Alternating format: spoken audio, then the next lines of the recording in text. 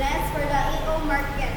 Since you're expanding to Europe, the General Data Protection Regulation is now your primary hurdle. Shall we begin?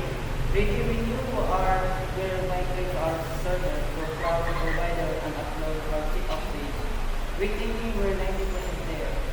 Let's start with the basics. How are you obtaining consent from EU citizens to track their shopping habits? We have a map on the site. It says by using the site, you agree to our cookies. There's a close button that lets them keep browsing. Wait, is that an opt-in or an opt-out? GDPR requires explicit affirmative action. If they just click close, you are still dropping tracking cookies.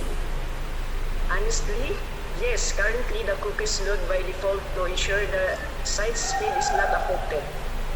That's a major finding. Under GDPR, silence or inactivity does not constitute consent. You need a reject all button that actually works. Let's talk about data deletion. If a customer in France email you and say delete everything you have on me, how do you handle that? That's strictly we can delete them from our main customer database, but their data is also monitored with our offline backups and our email marketing tools and many. Does your system automatically trigger a deletion across the third-party tools? No, that will be a manual process from our interns, and it might take a few weeks. Another gap. GDPR requires undue delay. If it's manual, there's a high risk of human error.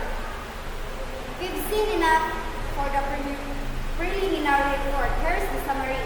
Concept gap. Your cookie policy is opt-out, which is non-compliant. Data probability or deletion gap. No automated way to raise user data across all platforms. We acknowledge those gaps. We did not realize the right to be the forgotten extended to our backups so strictly. For the regulation, we purpose number one, implementing a cookies consent manager that blocks the script until the user clicks accept. So the building and API script that links our main database to our marketing tools to automate or get main requests. That's a solid part. We'll re-audit in 30 days. Don't launch in Berlin until this